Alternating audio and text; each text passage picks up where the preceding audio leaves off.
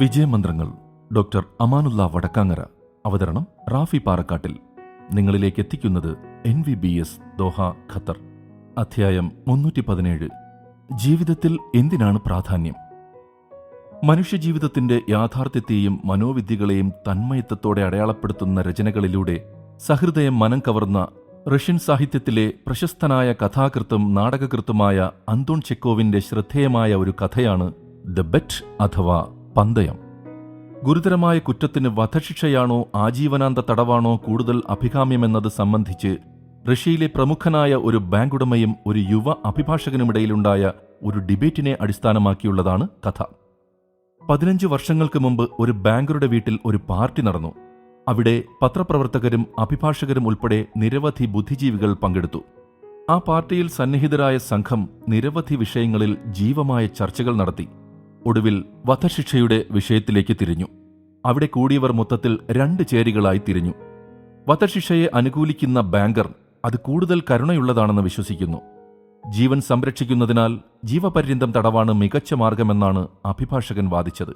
ഏതൊരു ജീവനും വിലപ്പെട്ടതാണെന്നും വധശിക്ഷ നടപ്പാക്കിയ ശേഷം തെറ്റു സംഭവിച്ചുവെന്ന് ബോധ്യപ്പെട്ടാലും തിരുത്താനാവില്ലെന്നും അഭിഭാഷകൻ വാദിച്ചു.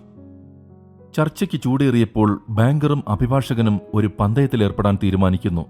അഭിഭാഷകന് 5 വർഷത്തെ തടവ് താങ്ങാൻ കഴിയില്ലെന്ന് ബാങ്കർ പന്തയം വെച്ചു. ചെറുപ്പക്കാരനും ആദർശവാദിയുമായ അഭിഭാഷകൻ 5 അല്ല 15 വർഷം വേണമെങ്കിലും തടവനുഭവിക്കാൻ കഴിയുമെന്ന് പ്രഖ്യാപിച്ചു. 15 വർഷം ഏകാന്ത തടവ് പൂർത്തിയാക്കിയാൽ ബാങ്കർ അഭിഭാഷകന് 2 ദശലക്ഷം റൂബിളുകൾ നൽകും. 15 വർഷം ഏകാന്ത തടവ് പൂർത്തിയാക്കാൻ കഴിയാതിരുന്നാൽ അഭിഭാഷകൻ ബാങ്കർക്ക് 2 ദശലക്ഷം റൂബിളുകൾ നൽകണമെന്നായിരുന്നു പന്തയത്തിന്റെ വ്യവസ്ഥ. യുവ അഭിഭാഷകന്റെ ധൈര്യവും ആത്മവിശ്വാസവും ബാങ്കറെ അസ്വസ്ഥനാക്കാൻ തുടങ്ങി.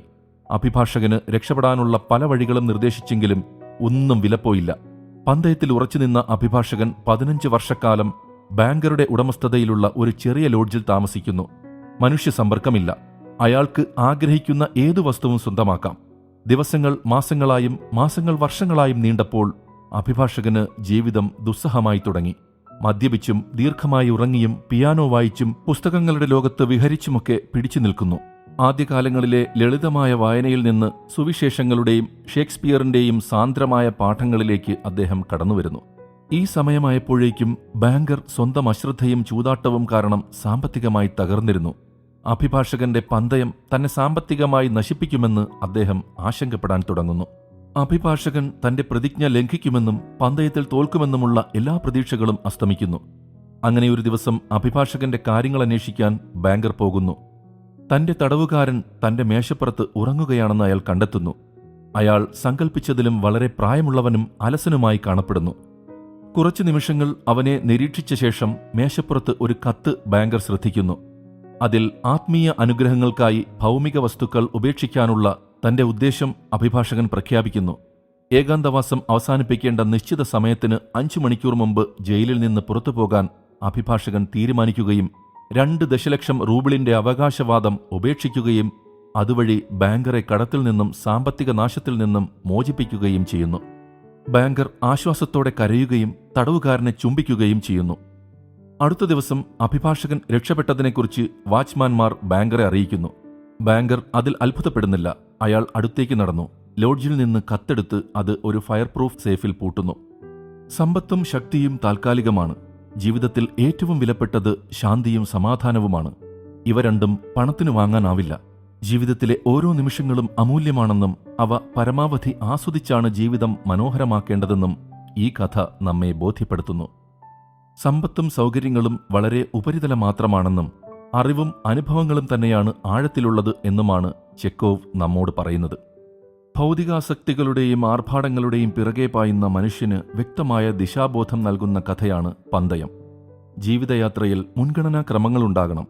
മാനസികവും വൈകാരികവുമായ മുഹൂർത്തങ്ങളും ആത്മനിർവൃതിയുമാണ് മറ്റെല്ലാറ്റിനേക്കാളും വിലമതിക്കേണ്ടത് തുടങ്ങിയ സുപ്രധാന ആശയങ്ങളാണ് ഈ കഥ അടിവരയിടുന്നത്. ലിയോ ടോൾസ്റ്റോയുടെ ഒരാൾക്ക് എത്ര ഭൂമി വേണം എന്ന ചെറുകഥയും ഏറെക്കുറെ ഇതേ ആശയമാണ് ഉദ്ഘോഷിക്കുന്നത്.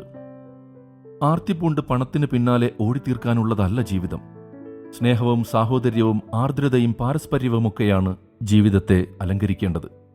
മഹിത ഗുണങ്ങളാൽ സമ്പന്നമാകുന്ന ജീവിതമാണ് ഏവർക്കും സന്തോഷവും സമാധാനവും നൽകുക. വിജയമന്ത്രങ്ങൾ സംബന്ധിച്ച നിങ്ങളുടെ വിലയേറിയ അഭിപ്രായങ്ങളും നിർദ്ദേശങ്ങളും 00974552625 എന്ന വാട്സ്ആപ്പ് നമ്പറിലോ ceomedia+@gmail.com എന്ന ഇമെയിൽ വിലാസത്തിലോ അറിയിച്ചാൽ സന്തോഷമാകും. ഏവർക്കും ശാന്തിയും സമാധാനവും വിജയാശംസകളും നേർന്നുകൊണ്ട് ഞാൻ റാഫി പാറക്കാട്ടിൽ താൽക്കാലികമായി വിടവാങ്ങുന്നു. പുതിയൊരു എപ്പിസോഡുമായി അടുത്ത ദിവസം കേട്ടുമുട്ടാം.